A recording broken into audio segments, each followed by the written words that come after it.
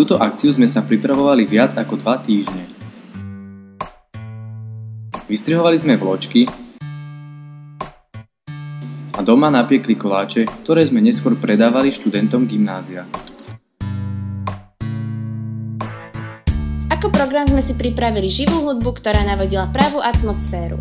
Na Kometu sme robili všetko ručne, ako už spomínané vystrihované vločky a aj Betlehem.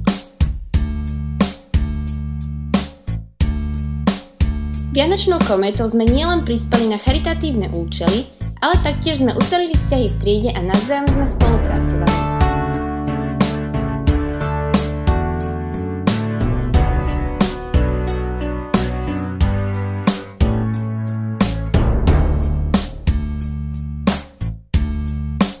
Vianočná kometa mi priniesla jednoznačne 3 kg navyše a dobrý pocit, že sme niekomu mohli pomôcť vyzbieranými peniazmi, ktoré pôjdu na dobrú vec.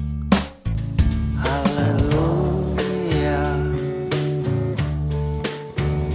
halleluja.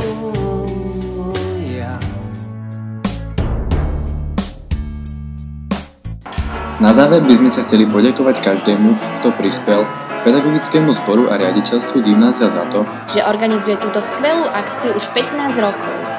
Sme radi, že sme mohli byť jej súčasťou.